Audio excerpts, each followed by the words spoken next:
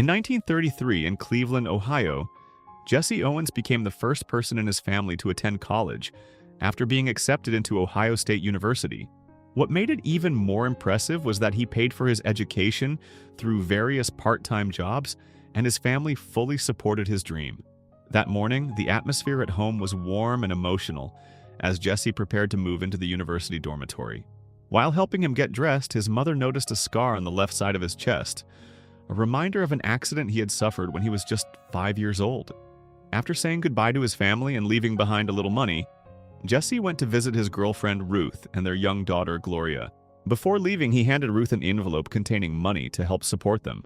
At the time, racial discrimination was still deeply rooted across America. As a black man, Jesse had grown accustomed to being harassed by white people, especially since he had been competing in track events from a young age. When he joined the university's track program, his talent quickly caught the attention of Larry Snyder, a coach and former Olympic athlete.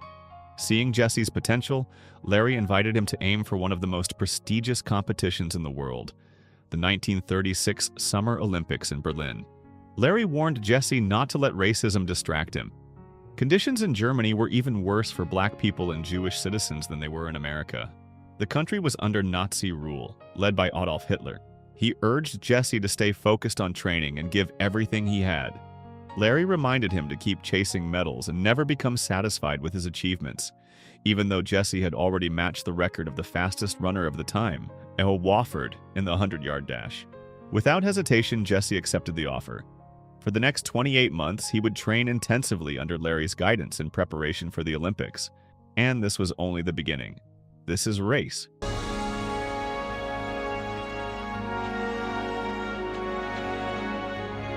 Besides attending classes and training, Jesse also worked part-time at a gas station so he could send money to Ruth and help support his family. His schedule became incredibly demanding, forcing him to divide his time carefully and eventually cut back on some of his training hours. Meanwhile, the president of the Amateur Athletic Union was calling for a boycott of the Berlin Olympics because of the Nazi regime's treatment of Jewish and black athletes. However, some officials, especially Avery Brundage, the head of the American Olympic Committee, believed the reports were being exaggerated. To find out the truth, Avery was sent to Berlin. Upon arriving, he was shown the massive Olympic stadium being built for the Games. Known as the Olympiastadion, the venue covered more than 326 hectares and could hold up to 110,000 spectators. At the same time, a filmmaker named Leni Riefenstahl had been hired by the German Olympic Committee to produce a documentary about the event, including the story behind the construction of the enormous stadium. Meanwhile, as Avery traveled from the Olympic Stadium to Berlin's sports complex, he noticed anti-Jewish propaganda posters lining the streets. He also witnessed homes being raided and residents being taken away by authorities. Later, Avery met for lunch with Leni Riefenstahl and Nazi propaganda minister Joseph Goebbels. Goebbels intended to use both the Olympics and Leni's film as powerful propaganda tools to showcase Nazi political strength and promote ideas of racial superiority. He had already moved to exclude black and Jewish athletes from participating in the Games. As America's representative, Avery pushed back strongly. He insisted that politics be kept out of the Olympics and demanded that black and Jewish athletes be allowed to compete. He also called for the removal of racist propaganda posters and urged German authorities to stop using the Olympic Games as a platform for political messaging. From Avery's perspective, the Olympics were meant to be a peaceful international competition where the world's best athletes could compete fairly, regardless of their background. After hearing his concerns, Goebbels reluctantly agreed. The United States was sending the largest athletic delegation to the Games, and if America decided to boycott the Olympics, many other nations might follow. More importantly, the Nazi regime needed the event to succeed as a global propaganda opportunity. Back in America, Larry learned that Jesse had a young daughter to support. Wanting to help, he used his connections to secure Jesse a government position with the Ohio legislature, a job that paid far better than working at a gas station. In reality, it was little more than a symbolic position. Jesse would receive around $60 a month without having to report for work. That allowed him to focus entirely on school and training as he prepared for the Olympics. During training, Jesse continued to endure constant harassment and discrimination, but he refused to let it distract him. Instead, he stayed focused on improving himself. Then one day, while joking around with friends, he suffered a leg injury. The timing could not have been worse. Just 3 days later, on May 25, 1935, he was scheduled to compete in a major intercollegiate championship. Seeing the injury, Larry feared Jesse would be unable to run, but Jesse remained confident. He believed that with some rest and determination, he could still compete. Not only did he compete, but he went on to dominate the 100-yard dash, the 200-yard dash, the 220-yard hurdles, and the long jump. As usual, some spectators hurled insults at him from the stands, but in just 45 minutes, Jesse accomplished something extraordinary.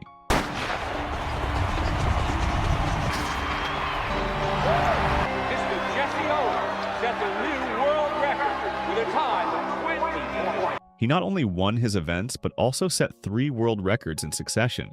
The same crowd that had mocked him moments earlier suddenly erupted into cheers. They were amazed by what they had just witnessed. The achievement became so legendary that it would later be remembered as the greatest 45 minutes in sports. To make the accomplishment even more remarkable, Jesse actually ran the fastest 100-yard dash ever recorded, finishing in 9.3 seconds. However, officials disagreed on the timing, and the mark was officially recorded as 9.4 seconds, which tied the existing world record. When all the results were tallied, it became clear that Jesse had also broken Ohio's record for the most points earned by an athlete in a single year. He had even surpassed records once held by his own coach, Larry Snyder. Thanks to his incredible performances, Jesse's name became known across the country, and many people were already calling him the fastest man in the world. At the next championship in Los Angeles on June 25, 1935, crowds gathered just to take photos with him. Once again, Jesse dominated the competition and easily walked away with another gold medal. Unfortunately, fame began to affect him. As his popularity grew, Jesse became involved with another woman who was completely infatuated with him. Before long, the relationship turned into a full affair. As one of the country's rising sports stars, Jesse was constantly followed by reporters, and news of the affair quickly spread through the media. Eventually, Ruth learned about it and took legal action against him. The scandal weighed heavily on Jesse. He was terrified of losing Ruth, and the stress began to affect his performance. His focus slipped, and for the first time in a while, he was defeated by another runner. Before returning to Ohio, Jesse finally ended the affair. The loss on the track had forced him to reflect on his life and remember the promise he had made to Ruth, that one day he would marry her. As soon as he arrived back in Ohio, Jesse went straight to Ruth's beauty salon. He apologized and reminded her of the future they had once planned together. This time, he wanted to make things right and asked her to marry him. The people inside the salon fell silent as they watched the moment unfold. But Ruth was still deeply hurt and immediately turned him away. Even so, Jesse refused to give up. He waited outside the salon until she finished work, and later, standing in the rain, he pleaded for another chance. He promised to earn back her trust and convince her family that he was serious about changing. Thankfully, Ruth eventually decided to forgive him and give their relationship another chance. Not long afterward, the two were finally married. Then, on December 23, 1935, a major vote was held in New York to decide whether the United States would participate in the Berlin Olympics. On one side stood the Amateur Athletic Union, which supported a boycott. On the other was the pro-participation group, led by Avery Brundage. Outside the building, protesters gathered to demand that America stay away from the Games. During the meeting, Avery reminded everyone what the Olympics were supposed to represent. In his view, the Games were an international competition where athletes from around the world could compete fairly, free from fear, hatred, politics, or national conflicts. Any qualified athlete, regardless of background, deserved the opportunity to participate. In the end, the vote narrowly favored participation by a margin of just 2 votes. With that decision, the United States officially committed to competing in the Berlin Olympics. Even after the vote, the controversy did not disappear. A government official from Ohio later visited Jesse and his family, urging him not to attend the Games as a protest against Nazi racism. The official argued that Black Americans were already facing discrimination every day in their own country. So why support an event hosted by a regime built on racial hatred? Jesse's father saw things differently. He believed that if Jesse competed and returned home with medals, it would prove to the world that Black athletes could achieve greatness when given the chance. Refusing to compete would not change the way the Nazis viewed Black people. In his mind, the hatred would remain either way. Ultimately, he told Jesse that the decision was his to make and that he would respect whatever choice his son made. Still, the official's words had an impact. Jesse began to doubt himself and even considered withdrawing from the Berlin Olympics altogether. Larry was furious when he heard about it, and the disagreement between coach and athlete erupted in front of many people. You got a chance to be a part of history and you're gonna walk away from it, huh? Yeah, well, you're white! You don't have to. Frustrated and disappointed, Larry later went out to practice the long jump himself. Pushing too hard, he ended up injuring his leg. Deep down, he knew that if he were still young and physically capable, he would never hesitate to compete in the Olympics. That realization only made him more frustrated as he watched Jesse struggle with a decision that seemed so obvious to him. The next day, Larry met with Jesse and suggested that he at least compete in the Olympic qualifying trials before making any final decision about withdrawing. Jesse agreed to follow his coach's advice, and once the competition began, he easily outperformed his rivals and secured his place on the Olympic team. Later, Ruth helped him see things more clearly. She encouraged him not to worry about what other people thought and never to let fear control his decisions. With her support, Jesse finally made up his mind and committed to competing at the Berlin Olympics. Before leaving for Germany, he carried a wallet containing a photograph of Ruth and a lock of his daughter Gloria's hair. They served as both motivation and a reminder of the family waiting for him back home. On August 1, 1936, the Olympic torch arrived at Berlin's Olympiastadion, where it would remain lit throughout the Games. The relay was also featured in Leni Riefenstahl's documentary film, Olympia. Around 3,000 runners had taken part in carrying the torch across its route. What many people did not realize, however, was that the modern torch relay had been revived largely as a Nazi propaganda project. The regime wanted to present Adolf Hitler's Third Reich as the spiritual successor to the greatness of ancient Greece. Historians would later note that the route also provided valuable geopolitical information that Germany would eventually use during World War II. Along with the rest of the American team, Jesse arrived in Berlin and began training. At one point, the athletes played the same music they enjoyed back home while practicing, but they were quickly reprimanded by team officials. Larry had traveled to Berlin as well, though he was not officially part of the Olympic coaching staff. Since Jesse preferred training under the same methods they had always used together, the committee eventually allowed Larry to return as Jesse's personal coach. Wanting to give his athlete every possible advantage, Larry bought Jesse a new pair of running shoes from a small sports company owned by two brothers, Adolf Dassler and Rudolf Dassler. As the Games officially opened, the ceremony paid tribute to Germany's leader, Adolf Hitler.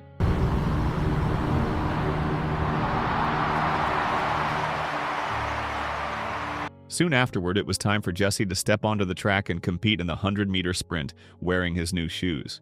Jesse delivered a brilliant performance, crossing the finish line in 10.3 seconds and earning his first Olympic gold medal. The result stunned many people, including Hitler himself. Shortly afterward, he abruptly left the stadium, officially claiming he wanted to avoid traffic. In reality, many believed he was unwilling to shake hands with or be photographed alongside a black athlete like Jesse Owens. As head of state, Hitler was expected to congratulate all Olympic champions, regardless of nationality or race, making his behavior especially controversial. Even Avery Brundage was angered by what he saw. Despite his success, Jesse knew there was still one competitor who would be extremely difficult to beat. That athlete was Luce Long, the reigning European long jump champion, and one of the strongest contenders in the entire Games. When it was Jesse's turn in the long jump competition, he first stepped onto the field to inspect the runway and landing area. But during his first attempt, he committed a foul after crossing the takeoff line. Suddenly, he had only 2 chances left. Things got even worse on his second attempt. Once again, he fouled by stepping over the line. Now down to his final jump, Jesse was on the verge of elimination. That was when Luce Long did something remarkable. Instead of taking advantage of his rival's mistake, Long helped Jesse by suggesting a safer takeoff mark so he could avoid fouling again. It was an incredible act of sportsmanship because Long wanted Jesse to compete at his very best. Thankfully, the strategy worked.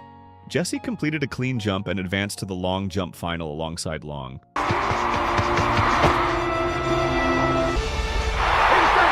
In the final, both athletes were given 3 attempts, and what followed became one of the most memorable competitions of the entire Olympics. The two competitors pushed each other to new heights.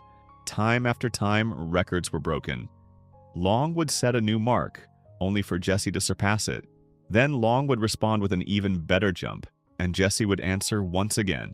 By the second round of attempts, Jesse had taken the lead with a jump of 7.94 meters. Owens. Then, during his third attempt, Long fouled by crossing the takeoff line.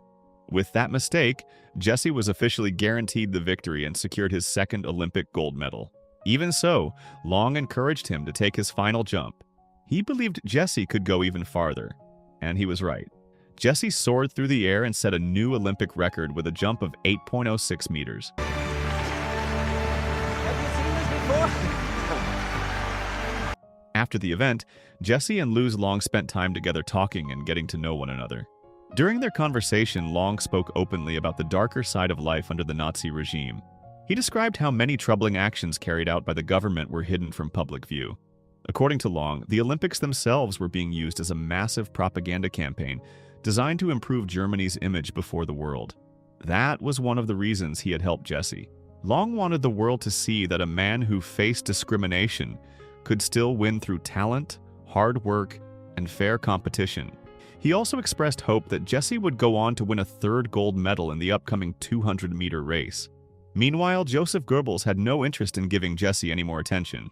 Believing Jesse was likely to win again, he ordered Leni Riefenstahl's crew not to film him. Leni ignored the instruction.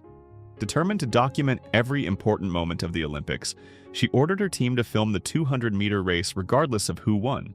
Back in America, millions of listeners followed the event through radio broadcasts, including Jesse's family, Ruth, and their daughter, Gloria. When the race finally began, Jesse once again proved unstoppable. He crossed the finish line in 20.7 seconds and captured his third gold medal, a victory that brought enormous pride to the United States, while dealing another symbolic blow to Nazi racial ideology. As soon as the result became official, Hitler reportedly left his seat once again. Afterward, Leni was furious that Goebbels had tried to interfere with her film crew without her approval. As far as she was concerned, every historic Olympic moment deserved to be preserved on camera, no matter who stood on the podium. Goebbels paid little attention to her complaints. Instead, he informed Avery that the next event would be the 4x100-meter relay, with 4 athletes representing each country. However, 2 members of the American relay team were Jewish. Fearing how Hitler might react if Jewish athletes won the event, Olympic officials and Avery made the controversial decision to remove both Jewish runners from the lineup and replace them with Jesse and another athlete. Jesse was uncomfortable with the decision. He knew those 2 teammates had trained for the event and had earned their places on the team. But Avery refused to change course, and the relay proceeded without the 2 Jewish athletes. In the end, the American team won the race.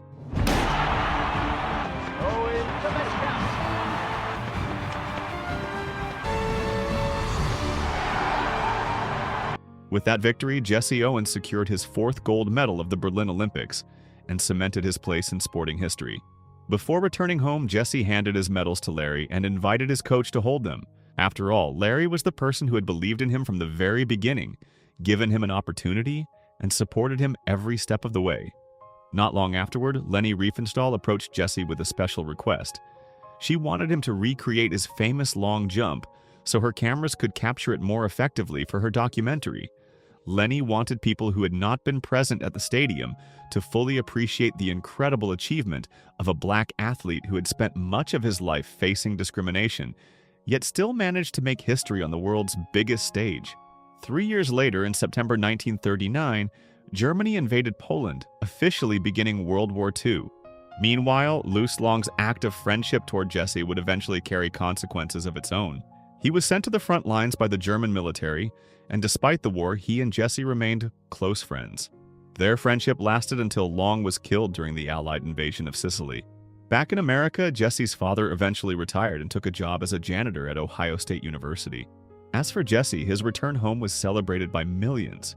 He had become one of the most famous athletes in the world, and his Olympic achievements had made him a national sensation. Avery Brundage continued building his influence in international sports.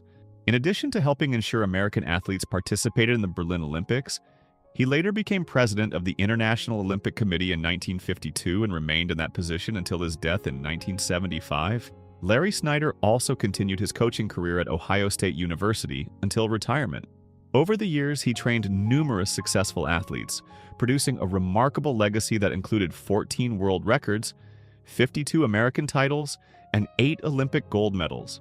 In 1960, Larry was even selected as the head coach of the United States Olympic team at the Rome Olympics. Sadly, despite everything Jesse had accomplished, the United States government did not fully recognize his achievements for decades. In one particularly painful example, Jesse and Ruth were invited to a formal celebration honoring his Olympic victories, yet they were forced to enter through the back door because black guests were not allowed to use the building's main entrance. Jesse and Ruth went on to raise 3 children together. Then, in 1980, Jesse Owens passed away.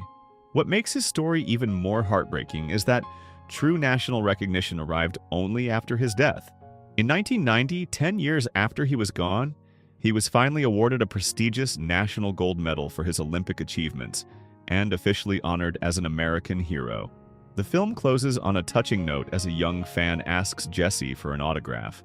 The final moments are accompanied by photographs from throughout his life, including his marriage to Ruth, his time with Larry at the stadium, and the unforgettable image of Jesse proudly displaying his 4 Olympic gold medals. So the moral of the story is that sometimes you can give the world everything, break records, change history, and inspire millions, yet still wait a lifetime for the recognition and respect you deserved from the very beginning.